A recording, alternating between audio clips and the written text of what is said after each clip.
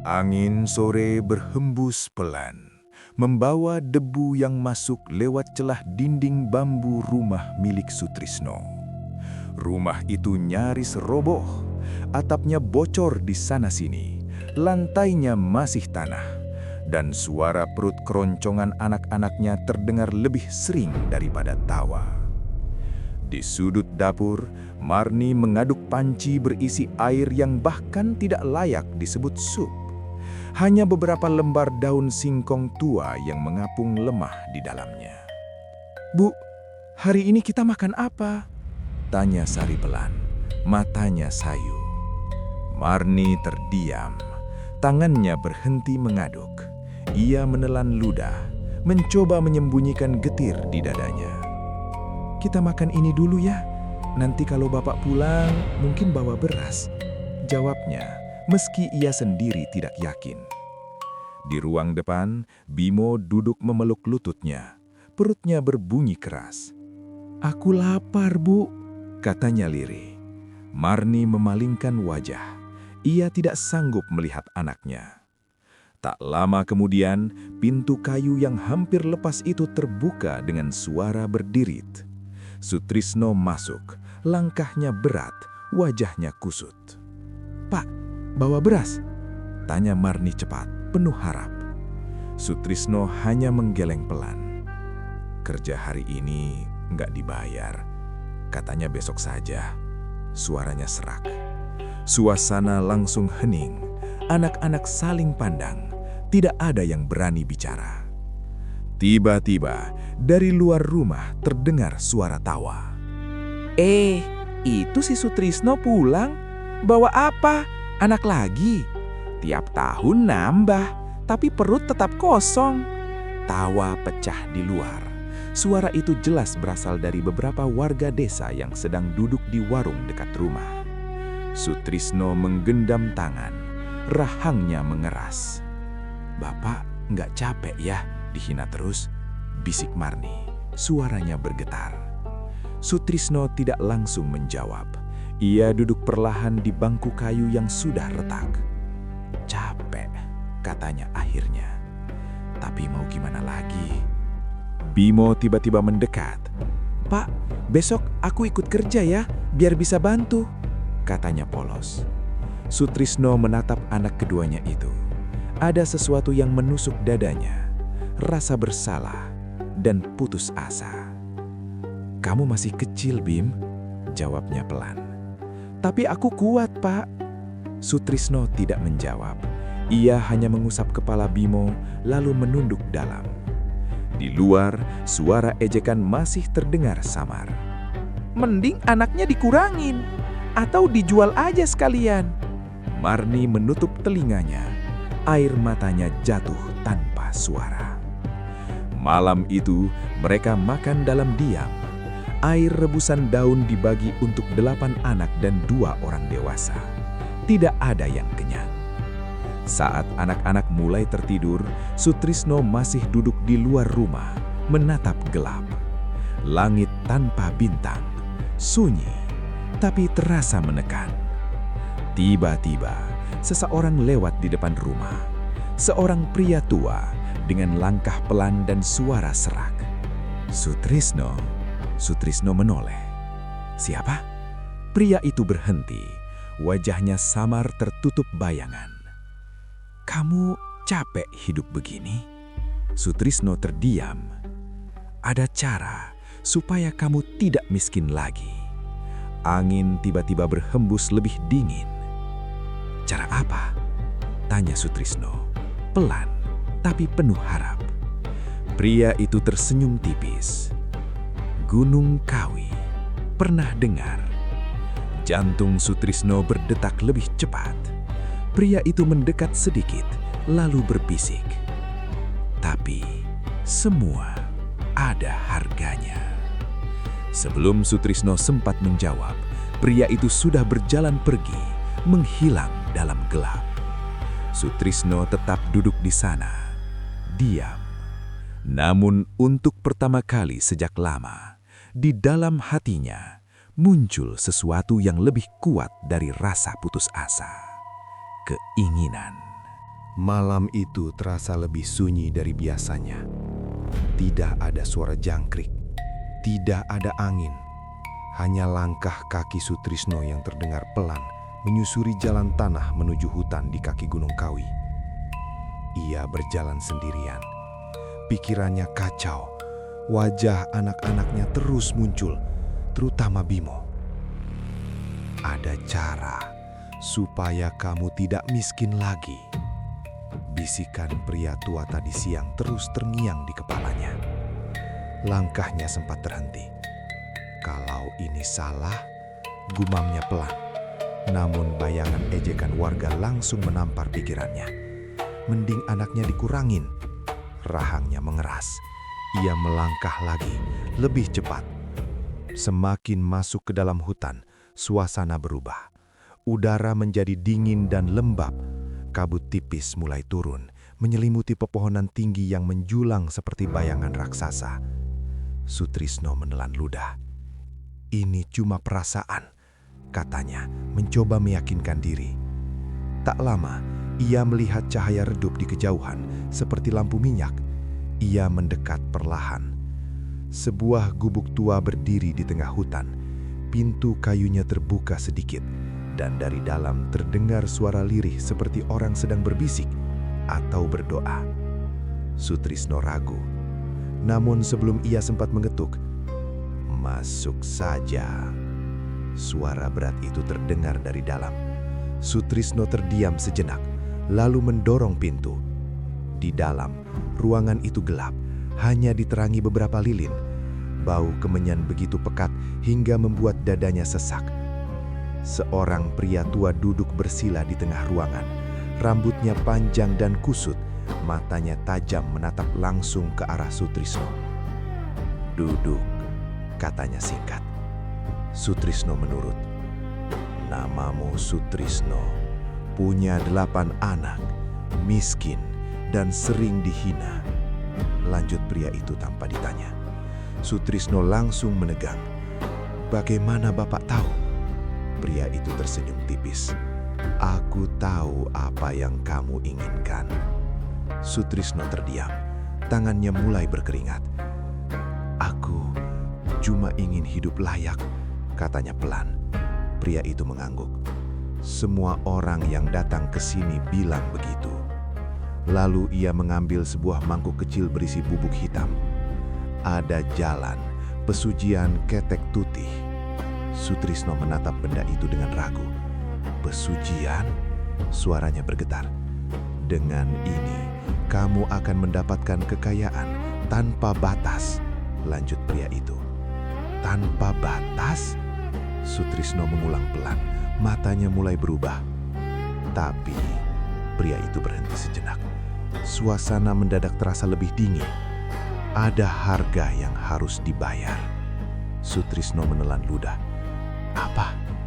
Pria itu menatap lurus ke matanya. Tumbal. Sunyi. Hanya suara api lilin yang berkelip pelan. "Maksudnya?" tanya Sutrisno, meski hatinya sudah mulai mengerti. "Kamu harus memberi makan seseorang, makanan yang sudah diritualkan," jelasnya. "Siapapun yang memakannya akan diambil." "Diambil oleh apa?" Pria itu tersenyum. Kali ini lebih lebar, lebih menyeramkan. "Penjaga." Sutrisno merasakan bulu kuduknya berdiri. "Dan siapa yang harus jadi tumbal?" Suaranya semakin pelan. Pria itu mendekat, hampir berbisik di telinganya.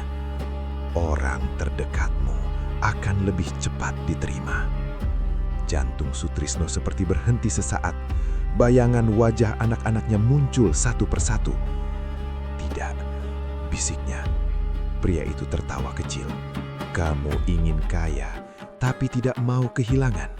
Sutrisno menunduk. Nafasnya berat. "Setiap tahun, 1 tumbal. Selama kamu ingin kekayaan itu terus mengalir." Air mata tiba-tiba jatuh dari mata Sutrisno. "Itu anak-anak saya." "Dan mereka juga yang membuatmu miskin, bukan?" potong pria itu tajam. Kalimat itu seperti menusuk tepat di hatinya. Sunyi panjang, lama sekali, hingga akhirnya Sutrisno mengangkat kepalanya. Wajahnya berubah, tidak lagi ragu. Kalau saya menolak sekarang, pria itu tersenyum. Kamu akan kembali ke hidupmu yang sekarang. Tangisan anak-anaknya terngiang di kepalanya. Perut kosong, ejekan, rasa malu. Sutrisno memejamkan mata, lalu perlahan mengangguk. Saya setuju. Api lilin tiba-tiba bergoyang hebat. Pria itu tersenyum puas. Bagus. Ia menyerahkan bungkusan kecil berisi bubuk dan secari kertas mantra. Campurkan ini ke makanan. Dan ingat, setelah dimulai, ia berhenti sejenak. Tidak ada jalan kembali. Sutrisno menerima bungkusan itu dengan tangan gemetar. Saat ia keluar dari gubuk, kabut terasa lebih tebal. Dan entah kenapa, ia merasa tidak sendirian lagi. Pagi itu terasa berbeda. Udara di dalam rumah Sutrisno lebih dingin dari biasanya, meski matahari sudah tinggi. Marni duduk diam di sudut dapur. Tangannya gemetar memegang bungkusan kecil yang dibawa suaminya dari Gunung Kawi.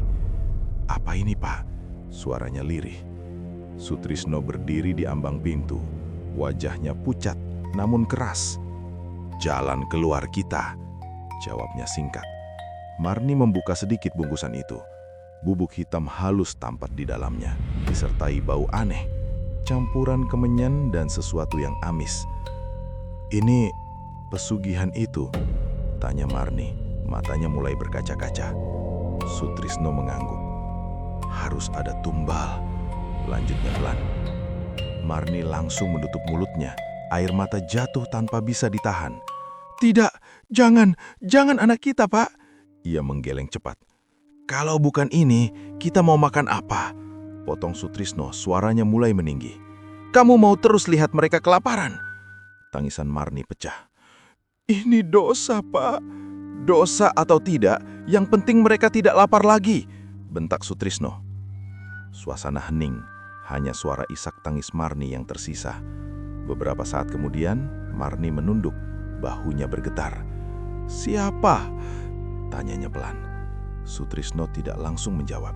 Ia menatap ke arah ruang depan, tempat anak-anak mereka bermain lemah.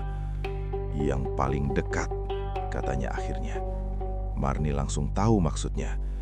"Jangan, bukan Bimo!" Suaranya hampir tidak terdengar. Namun Sutrisno hanya diam. Siang itu Marni memasak dengan tangan gemetar.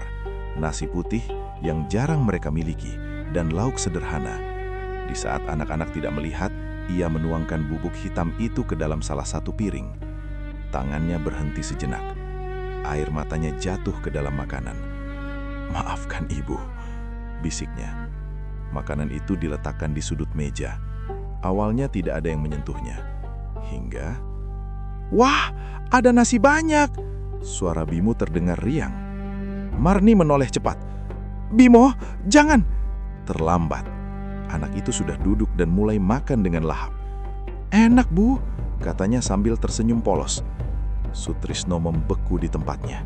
Marni langsung menutup mulutnya, menahan teriakan. Tidak ada yang berani menghentikan. Tidak ada yang sanggup. Malam datang lebih cepat dari biasanya. Angin bertiup kencang membuat dinding bambu berderak-derak. Lampu minyak bergoyang pelan. Bayangan di dinding bergerak seperti hidup. Tiba-tiba, "Ah!" jeritan Bimo memecah keheningan. Marni berlari ke arah suara. "Bimo, kamu kenapa, Nak?" Bimo mengangkat tangan gemetar, menunjuk ke arah lemari tua di sudut ruangan. Di sana." Suaranya patah-patah. Marni menoleh. Tidak ada apa-apa. "Tidak ada siapa-siapa, Nak." "Ada!" teriak Bimo. Nafasnya tersengal. "Itu monyet putih, besar." Suaranya berubah menjadi tangisan histeris. "Ia turun, Pak. Dia lihat aku." Lampu tiba-tiba meredup. Angin berhenti. Dan sesaat, Sutrisno merasa ada sesuatu di belakangnya. Bimo menjerit lebih keras. "Dia dekat! Dia dekat!" Tubuhnya melengkung seperti dicekik oleh sesuatu yang tak terlihat. Jangan ambil aku. Marni menangis histeris. Ambil saya saja, jangan anak saya. Namun jeritan Bimo tiba-tiba terputus. Sunyi. Tubuhnya terkulai lemas. Matanya masih terbuka, penuh ketakutan. Dan senyum tipis, seolah terpaksa, membeku di wajahnya. Marni memeluk tubuh itu, menjerit tanpa suara. Sutrisno hanya berdiri diam. Tubuhnya dingin. Di sudut ruangan untuk sesaat, ia melihat bayangan besar, melompat, lalu menghilang. Keesokan paginya, suasana rumah berubah. Tidak ada tangisan, tidak ada suara. Hanya sebuah karung besar tergeletak di depan pintu. Sutrisno membukanya perlahan. Uang. Banyak sekali. Tangannya gemetar. Marni berdiri di belakangnya. Wajahnya kosong. Di dalam rumah, tubuh Bimo masih terbaring. Dan sejak saat itu, tidak ada yang benar-benar sama lagi. Rumah bambu reot itu sudah lama hilang. Di atas tanah yang sama, kini berdiri rumah besar dengan dinding kokoh. Lantai keramik mengkilap dan pagar besi tinggi yang membuatnya tampak seperti milik orang kota. Halaman depan dihiasi tanaman rapi. Bahkan ada mobil terparkir di samping rumah. Sesuatu yang dulu mustahil bagi Sutrisno. Warga desa sering berhenti di depan pagar, berbisik-bisik. Itu rumahnya Sutrisno. Iya, katanya anak-anaknya pada sukses di kota. Lihat saja sekarang, kaya raya. Nada suara mereka tidak lagi penuh ejekan. Kini bercampur kagum dan iri. Suatu siang, Pak Lurah Karman datang berkunjung. Wajahnya penuh senyum, jauh berbeda dari dulu. Sutrisno, wah, rumahmu sekarang luar biasa, katanya sambil menepuk bahu Sutrisno. Sutrisno menjawab tipis. Biasa saja, Pak. Anak-anakmu hebat ya, bisa bantu orang tua sampai begini. Lanjut Pak Lurah. Sutrisno tidak menjawab, hanya diam. Dari dalam rumah, Marni keluar dengan pakaian bagus. Wajahnya dirias tipis. Ia membawa minuman dengan langkah tenang. Silahkan Pak, katanya datar. Tidak ada lagi kelembutan di suaranya. Tidak ada keraguan. Pak Lurah menerima gelas itu dengan senang. Bu Marni sekarang beda ya, makin anggun, godanya. Marni hanya senyum tipis. Senyum yang terasa kosong. Di belakang mereka, rumah itu terasa terlalu sunyi. Padahal dulu selalu ramai oleh suara anak-anak. Sekarang hanya tersisa beberapa. Anak-anak yang lain kemana? Tanya Pak Lurah. Sutrisno langsung menjawab cepat, seolah sudah hafal. Kerja di luar kota, Pak. Lagi sibuk semua. Oh, bagus, angguk Pak Lurah puas. Ia tidak tahu, atau mungkin tidak ingin tahu. Waktu terus berjalan. Setahun berlalu sejak kematian Bimo. Dan malam itu, ritual kembali dilakukan. Marni kini tidak lagi menangis. Tangannya tidak lagi gemetar saat mencampurkan bubuk hitam ke dalam makanan. Sudah waktunya, katanya pelan. Sutrisno tidak menjawab. Ia hanya duduk menatap kosong ke lantai. Anak berikutnya, Rini. Ia memakan makanan itu tanpa curiga. Dan malamnya, jeritan kembali memenuhi rumah. Namun kali ini, Marni tidak berlari. Ia hanya duduk diam, mendengarkan. Air matanya memang jatuh, tapi tidak seperti dulu. Lebih pelan, lebih dingin. Tahun demi tahun berlalu. Satu persatu anak mereka pergi. Darto, Ulan, Joko, Tini. Setiap kali cerita yang sama disebarkan ke warga. Merantau, kerja di kota, sukses. Dan setiap kali itu pula, uang datang lebih banyak. Rumah makin besar, harta makin menumpuk. Namun, suasana di dalam rumah itu semakin berat, dingin, sunyi, dan terasa diawasi. Suatu malam, Sutrisno terbangun dari tidurnya. Nafasnya terengah, keringat dingin membasahi tubuhnya. Mimpi itu lagi. Ia melihat hutan gelap, kabut tebal, dan sepasang mata merah menyala di kejauhan. Sudah waktunya. Suara itu menggema di kepalanya.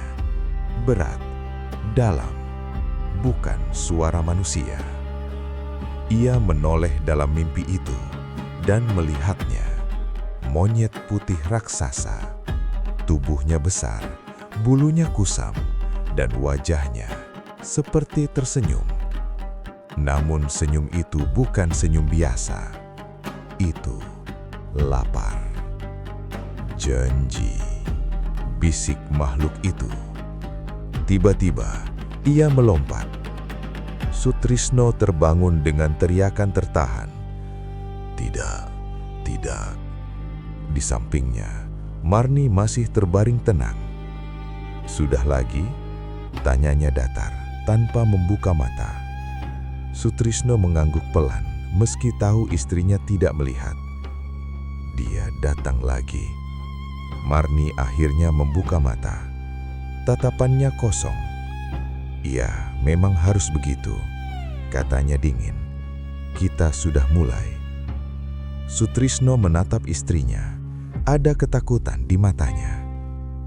"Marni, ini salah." Marni perlahan duduk.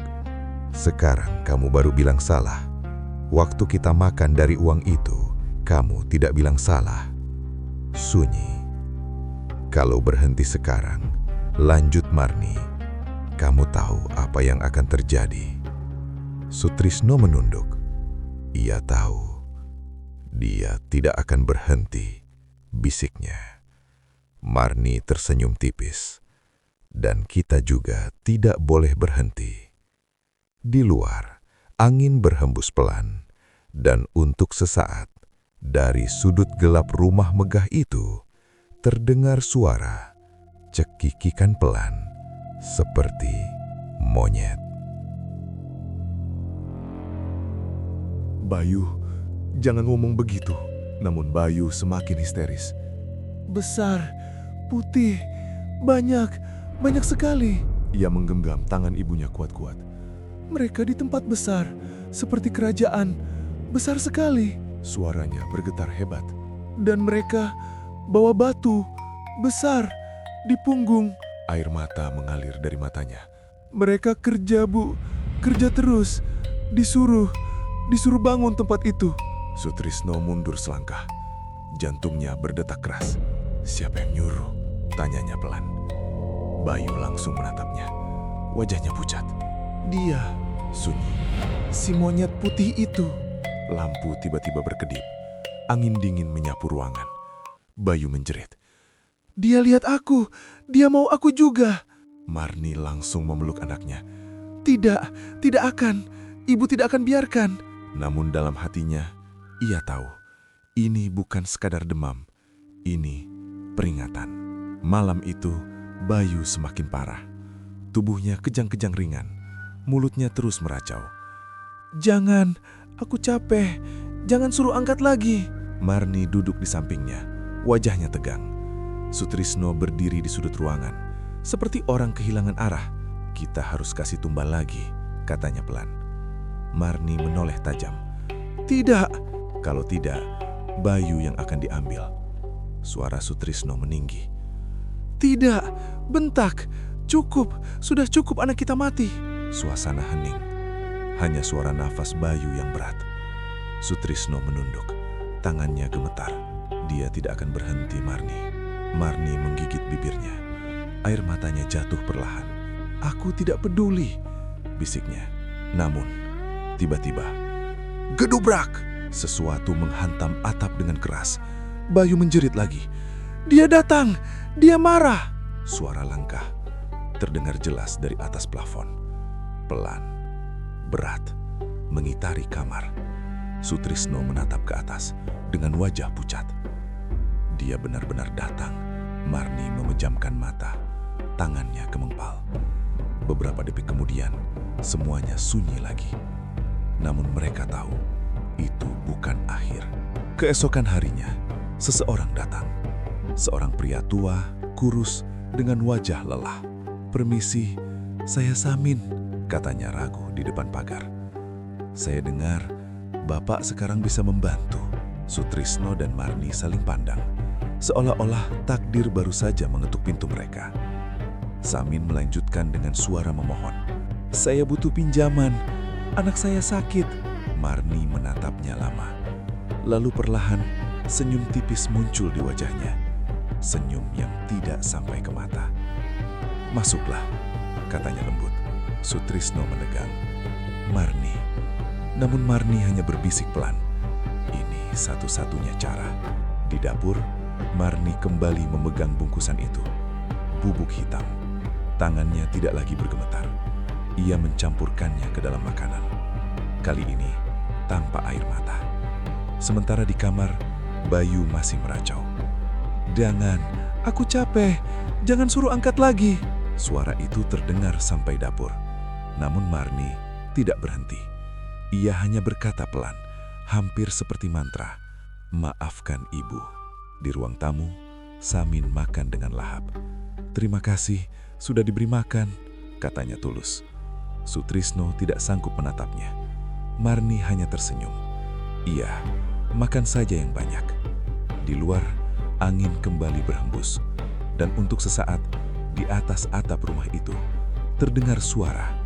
Langkah kaki yang kini terasa puas. Malam pertama setelah Samin pulang, tidak terjadi apa-apa. Justru itu yang membuatnya aneh. Samin duduk di ruang tamu rumahnya yang sederhana. Lampu menyala terang, pintu terkunci rapat. Ia mencoba meyakinkan dirinya sendiri bahwa semua baik-baik saja. Mungkin cuma perasaan, gumamnya.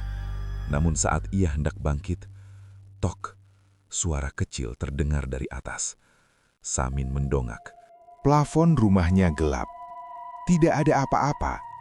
Ia menghela napas, mencoba tertawa kecil. Tikus paling. Ia berjalan ke kamar, mencoba tidur. Tapi saat lampu dimatikan, suara itu kembali. Tok, tok, tok. Kali ini lebih jelas. Seperti sesuatu berjalan, pelan, mengitari tepat di atas kepalanya. Samin membuka mata lebar.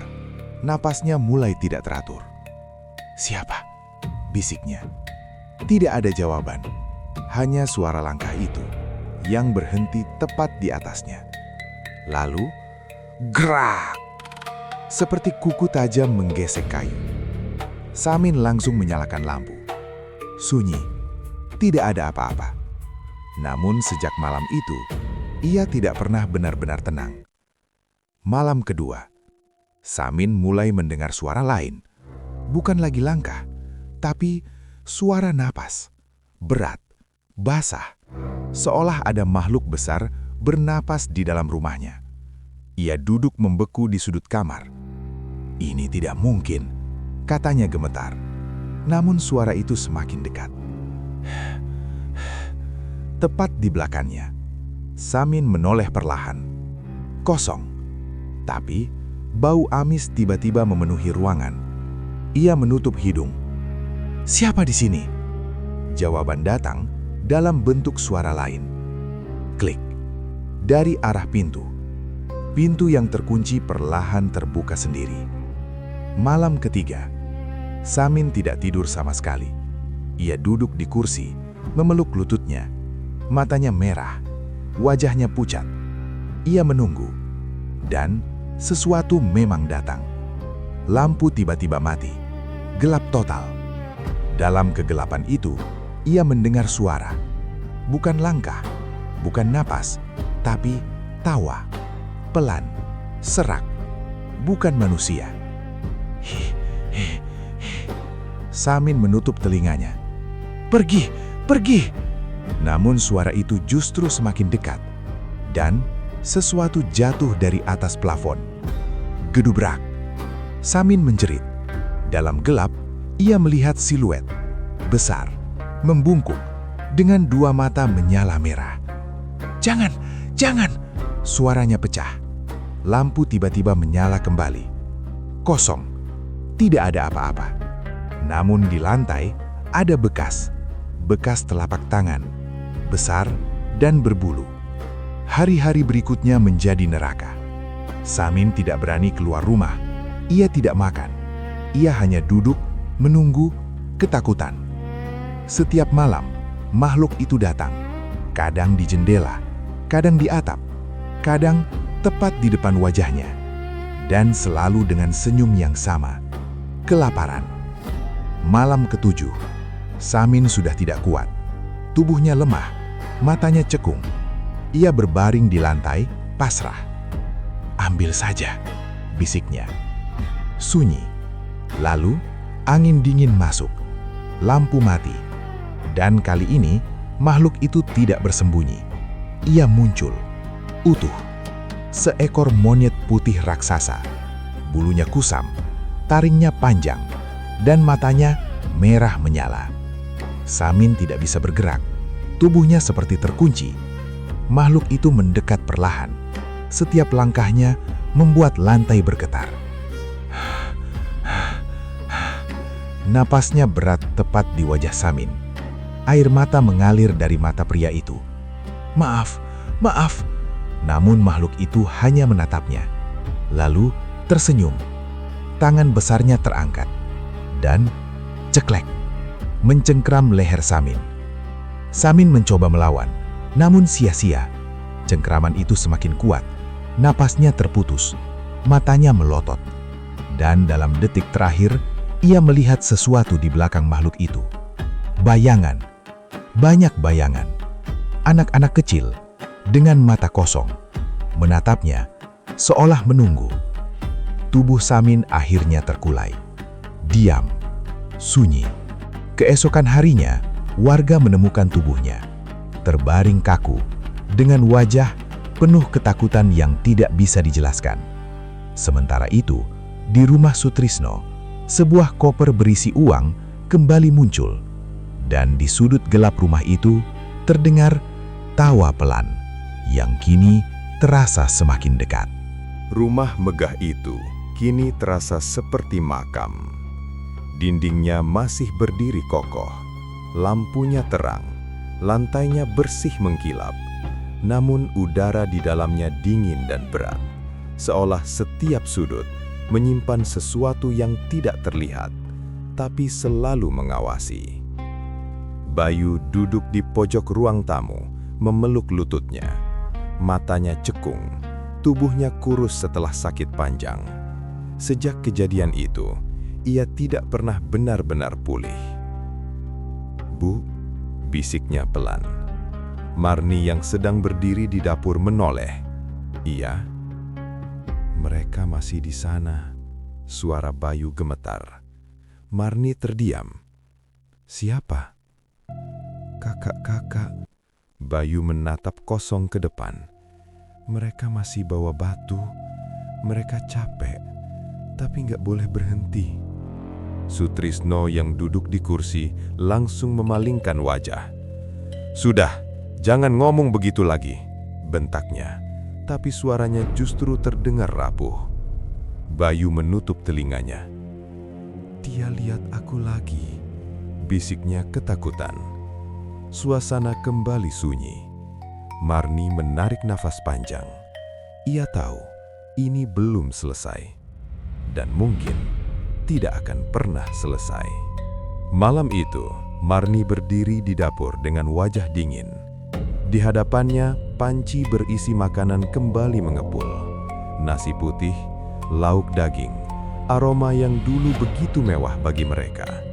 Di tangannya, bungkusan terakhir bubuk hitam. Sutrisno masuk perlahan. "Kamu mau mulai lagi?" tanyanya pelan. Marni tidak langsung menjawab. "Kalau tidak, Bayu yang diambil," katanya akhirnya datar. Sutrisno menelan ludah. "Tapi siapa lagi?" Marni menatap kosong ke arah jendela. "Kita akan cari." Ia membuka bungkusan itu dan menuangkannya ke dalam masakan. Tidak ada lagi air mata, tidak ada lagi keraguan, hanya kehampaan. Di luar dapur, Rukmini, pembantu mereka, sedang membersihkan meja makan. Ia mencium aroma masakan. "Wah, ibu masak enak sekali malam ini," katanya pelan. Tidak ada yang menjawab. Ia masuk ke dapur, melihat panci penuh makanan. "Ibu?" panggilnya. Sunyi. Marni sudah pergi dari sana beberapa menit lalu, tanpa suara. Rukmini tersenyum kecil. Mungkin untuk makan malam keluarga. Tanpa curiga, ia mulai menyajikan makanan itu ke meja makan besar. Satu persatu, piring diisi. Untuk Sutrisno, untuk Marni, untuk Bayu, dan untuk dirinya sendiri. Beberapa saat kemudian, mereka semua duduk di meja.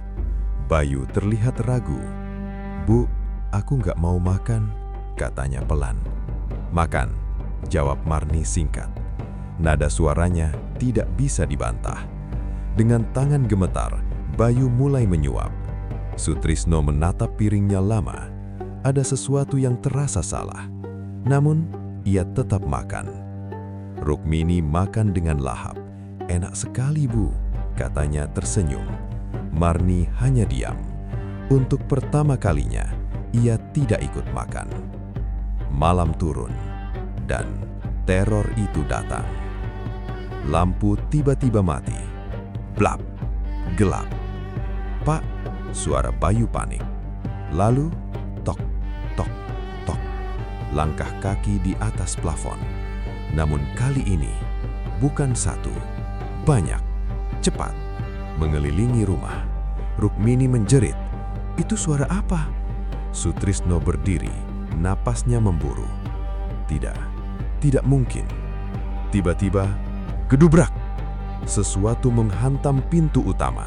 Sekali, 2 kali, 3 kali. Kayu tebal itu retak. Bayu menangis histeris. "Dia datang! Dia marah!" Marni membeku di tempatnya. Matanya membesar. Tidak, ini salah. Namun semuanya sudah terlambat. Pintu itu, brak, hancur. Dan dia masuk. Sosok itu jauh lebih besar dari sebelumnya. Monyet putih raksasa. Bulunya kotor, matanya merah menyala-nyala. Mulutnya terbuka, memperlihatkan taring panjang yang berlumuran hitam. Dan di belakangnya, bayang-bayang kecil, anak-anak, berdiri diam, menatap. Rukmini berteriak histeris saat makhluk itu melompat ke arahnya.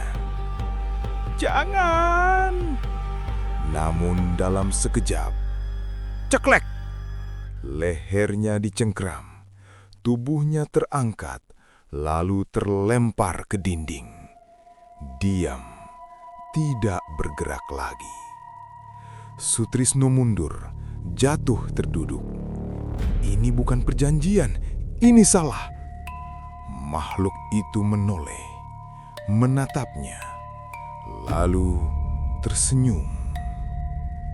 "Semua yang makan." Suara itu menggema, bukan dari mulutnya, tapi dari seluruh ruangan. "Adalah milikku."